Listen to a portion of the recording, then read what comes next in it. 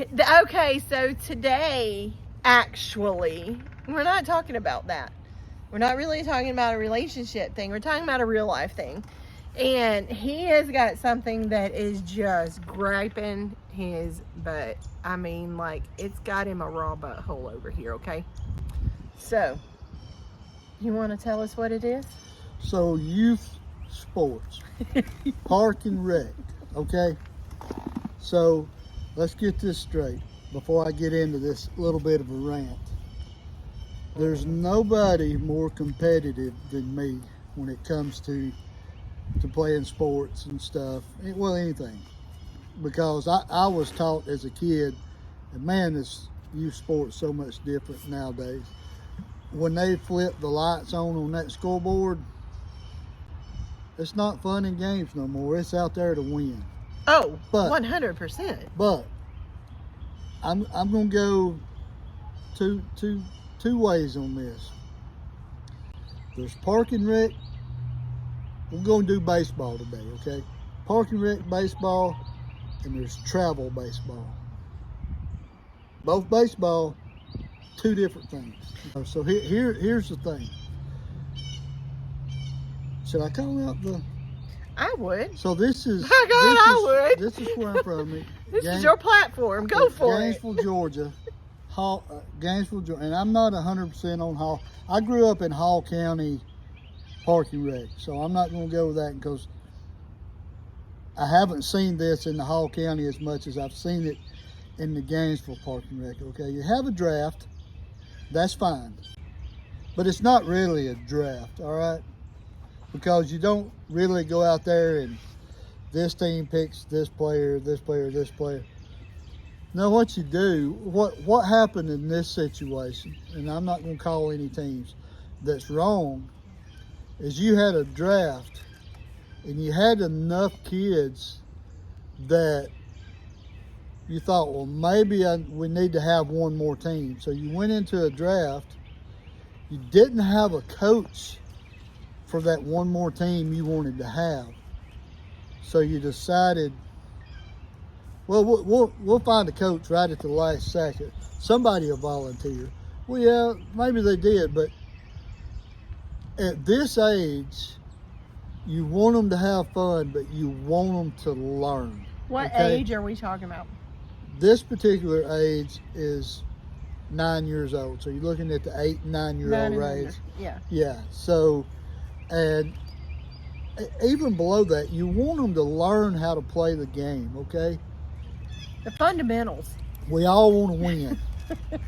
Okay? Well, yeah. But you got to know how to play the game. And if you're going to volunteer to coach, this is on the coach side of it. If you're going to volunteer to coach, be willing to put the energy be willing into to teach these kids how to play.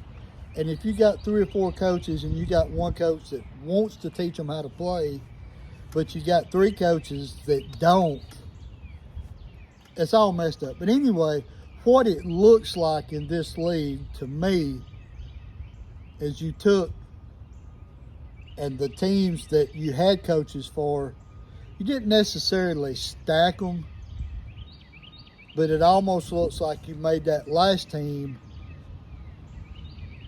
for kids that, this is going to sound wrong, but I don't mean it wrong. Like, just want to be out there. all the kids that are picked last. And that's wrong. If you want to stack teams, go to travel ball. That's what travel ball is about. People pick their players. You try out for that team, and you might make it, and you might not. If you have a draft, then you have a draft in the right way. And the reason I'm saying it's not the right way is because, and I'll say this, and nothing against the team. My grandson played for a certain team last year at the lower level, was coach pitch. This year's pitching machine, okay? The majority of that team is still together this year, except for a couple players. So you know what? You didn't have a draft. Oh. You got to take what players you wanted, and then the positions that were left open, you picked from what was left out there, and that is wrong. If you're going to move a team up from year to year, you take the whole team. Okay? You take the whole team. Or you have a draft like a draft is supposed to be. You put all 60 kids out there, ever how many you got, 80, 100. This coach picks, this coach picks, this coach, and that's the way you do it. Yeah, You don't take 3/4 of a team with you. That's not right. Sorry. okay. When my kids were younger, we coached softball. And we stepped up and coached because they were short on coaches. And we didn't really, we knew the sport, we didn't know coaching. There's a difference, right? So the way that it went where we were is the kids came out, they had a tryout. And I'll have to say, the park division that we were in had a really involved director of the park who wanted to make sure that everything was on the up and up and that they were developing coaches and players. Okay, so we were provided with resources that I don't think are being provided here. But so the way it went is everybody came out, there was a tryout. Every kid's on the field doing all the drills, all the coaches are there, you're taking notes, you're doing the things. Then we had a draft day. So we go into, it was like a conference room. We go into like a conference room, we're all sitting around. All right, who's coaching? The coach's kids go with the coach. Yes, Obviously. so that's fine. I got no Right. problem with that part. Because you don't want to coach against your kid. Correct. And it would be really hard to keep up a schedule doing that. Yeah. And so for us, it was a little tricky because we have twins. But you can't go out there and have 10 coaches for your team. No. Okay, so it was a little tricky for us because we had twins. So once the coaches' kids were sorted, then we had to balance the teams. So everybody else got a pick except for us because we had an extra kid because I was an overachieving birthing mother. So You had a draft. right. So then we all selected trying to make sure that each team had somebody that would fill the positions needed. And we kind of ran into an issue with it, but irregardless, we took the team of people that were the last to be picked because we got tired of arguing. Yeah.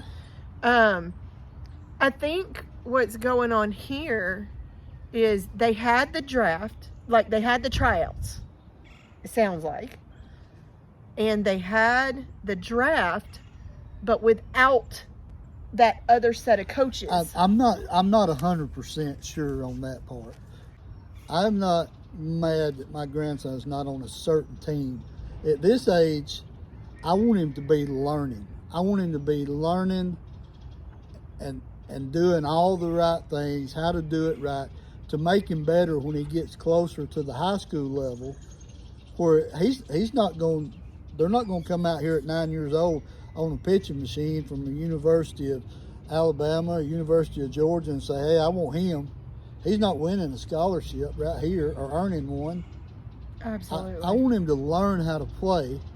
Don't get me wrong. I want him to learn how and know how to win also, but I want him to know how to. I just want it done right across the board, okay? And it was very frustrating the last game.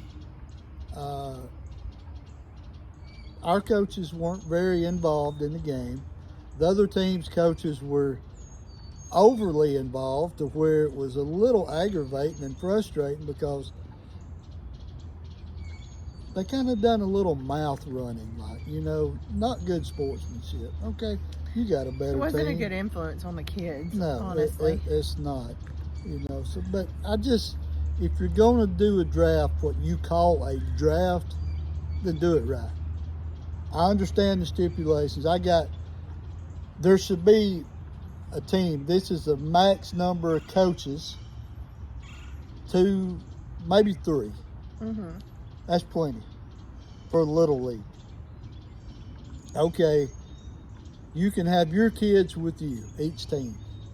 Now let's do a draft. And the chances that you get 3/4 of your team or more that you've had the past 2 years is pretty slim. Okay? Yeah. It's pretty slim. So I'm frustrated with the way it was handled. And if you don't have nobody to coach that last team, and you've got 8 teams or 7 teams, Divide and those you've kids got up and add them you've to got the others. 10 players extra, it's less than 2 players to a team, right? Yes, because when you're dealing with Little League, how often do you have practices and games that you're sitting on the edge of your seat waiting to see if enough players to actually play are going to show up? So this last team that was thrown together at last minute, one of the coaches has told me we've yet to have a practice that all of our kids are there. So then that tells me that's a bunch of kids that Parents aren't taking it. they serious. It's something. Do they really want to play? No. I don't Because think it's the me, kids, it's I the wanted to parents be. and the that's what I'm commitment. saying. Yeah. I wanted to be there. Yeah. I wanted to be there. And if you're not committed to making sure your kid can be at the practices and being at the games, then don't make the commitment, right? Because it's not fair to the kid either. No, if you're not going to make a commitment and teach your child what commitment is when it comes to being there for their team and being a team player, play with them in your yard. Because you can do that on a spotty schedule. And they don't have to be the best athlete. I'm not mad about that. If they're out there and No. don't have a clue about sports and never gonna play sports after Little League, that's fine too, because half of those players, over half of those players on 8 teams, are not gonna play anywhere after Little League. That's it. Okay? We understand that. And then that half is never gonna play anywhere, probably less than half is never gonna play anywhere after high school. Small percentage. But teach them how to win. It's not all about winning at this age. It's about development. It's about seeing the kids. If we went out there and you see them lose, but they've developed since the last game and they're starting to play more as a team and understand the fundamentals, and then you feel like it's not a waste. But I feel like the issue with this particular situation falls on whoever runs that park program. Yeah. That person is who the conversations need to be had with, in a civil conversation. I'm not talking about like attacking the person, but if nobody speaks up to this person, or this doesn't make it to that person's view, what do they know? They assume that, hey, we flew by the seat of our pants and it worked out this time. But you're gonna have, in Little League, you're gonna have a lot of coaches that do like I did, and they just step up. They know the sport, they don't know how to coach. And coaching kids is different than when you were the kid. Yeah. Coaching boys and girls are different from each other, very. And the thing is that if you want to have a solid program, then you need to really develop some sort of program that prepares the coaches. Yeah, so the coaches and the umpires aren't even on the same page in this league. That being said, if you volunteer to coach, hats off to you, because I've coached. Mm-hmm. I coached my daughter growing up, but if you volunteer to coach, again, thank you for doing it. But you got to be willing. But put the effort in. If you don't know the sport, you got to be willing to try to learn the sport. And if you got somebody that's willing to help you, that knows something about it, let them do it. Let them help you. standing in the dugout telling them to go to this position or that position, or it's your turn to bat, go out there, that's not teaching them. No. Not teaching them. And people say, well, why don't you coach them? Listen, I coached. I'm 58 years old. I played all my life. I coached my daughter all the way up through high school. Even when the high school season wasn't playing, I coached them in the off season. And I could coach my grandson, and I'm on the verge of asking about helping. But you know what? I actually want to watch him play. Because when I coach, it is definitely different from coaching and spectating. Yeah, it's definitely when my daughter different. Was through playing, man, I didn't know what to do with myself, right? Oh no. So no. And it's and both of our girls played. And you can ask her, I was hard on her. Man, I was hard on her. And I know if I coach, I'll do the same thing to him, because I'm not one of them coaches that thinks my kid is better than everybody else. Oh yeah. But I know Nobody wants one of those. And I know what my kid's capable of, so I'm probably a little harder on them than I am the rest of the team. I would say we were the same way with my twins, and you actually ended up coaching them some, and then our girls ended up playing together at an older age, and we never... Do I feel like they were good athletes? Yes. But it took work. It took coaching.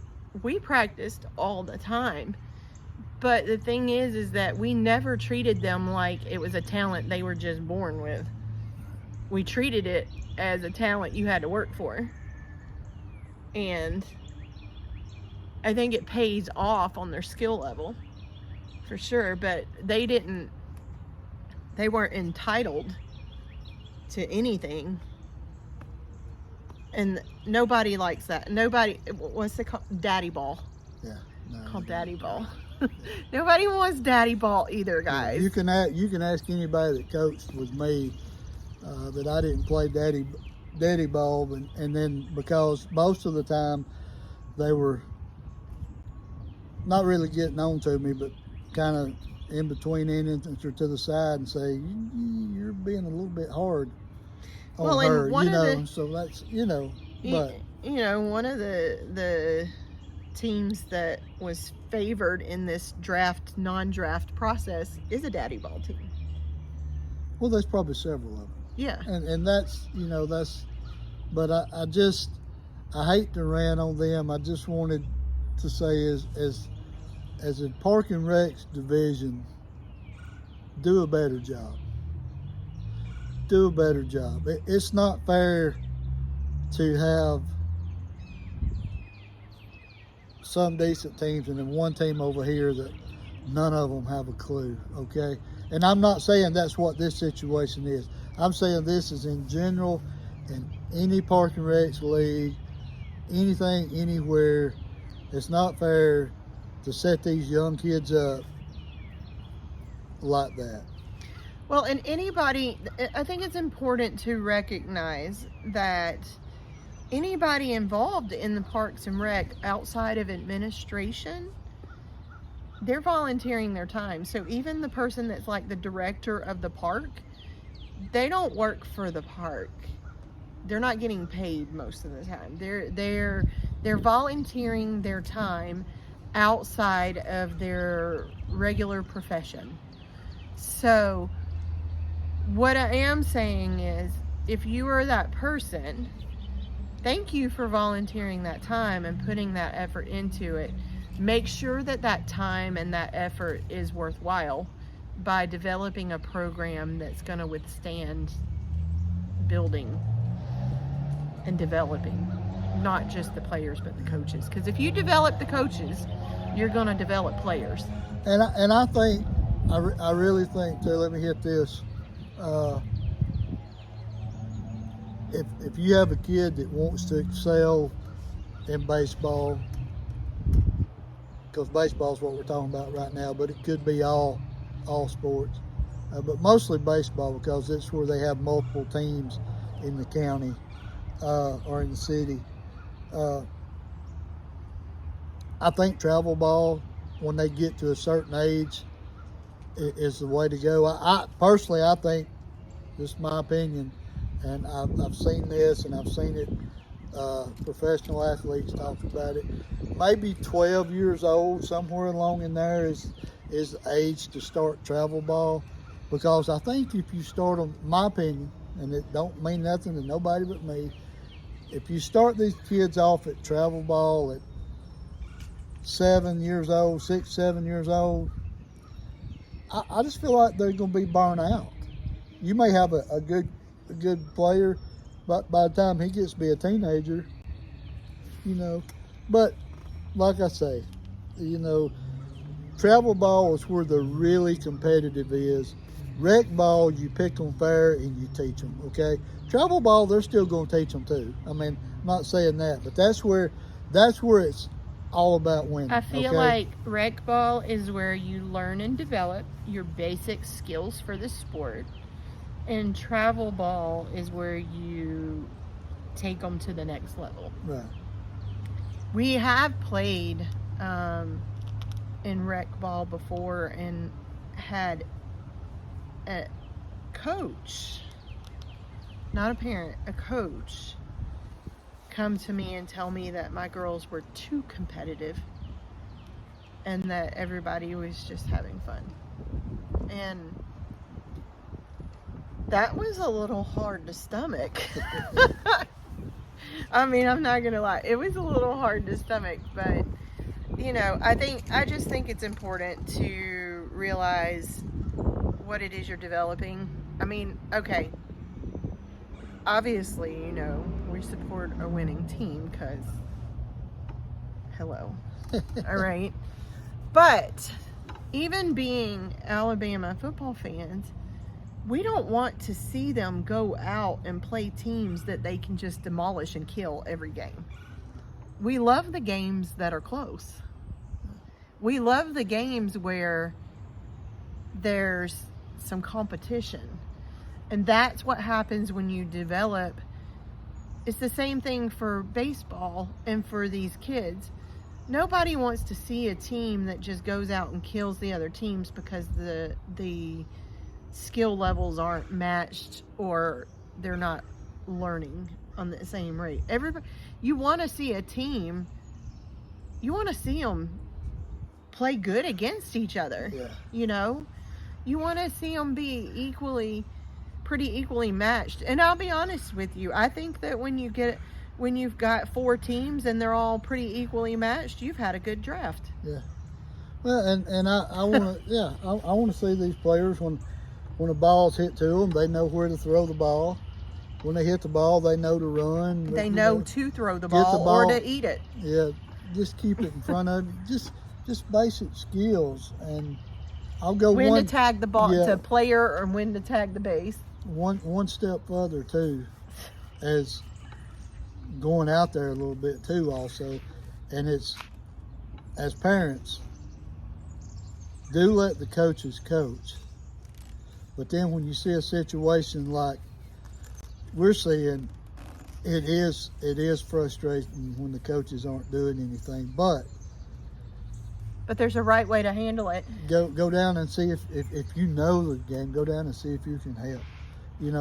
Whatever. But man, these kids that are confused are even more confused when you're yelling at them what to do during the middle of play.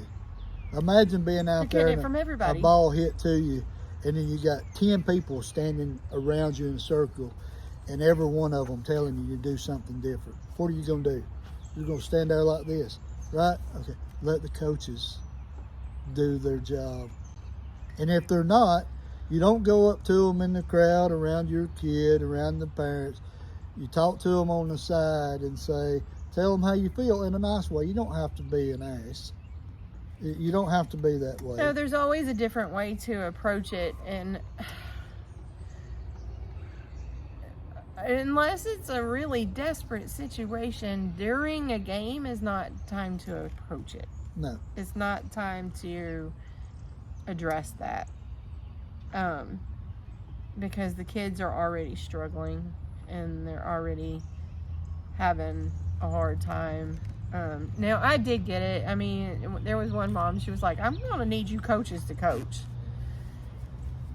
And it went on for quite a while before she said that. And I get the frustration. But I don't know how they're going to fix this situation. I think the parents are going to have a conversation with the coaches, offer some support, emotionally, physically, skills wise, and before just passing judgment altogether. Right? Absolutely. So hope you didn't mind the rant today, but I've just been really struggling with the fact of how things have been handled in this Park and Rec this year. Right. I mean, the past couple of years in coach pitch, I hadn't seen a team that just dominated everybody, right? We didn't win every game, but we won. Last year actually won the championship, but there was a couple games we got killed, okay? So that tells me that there's a little, there's competition, but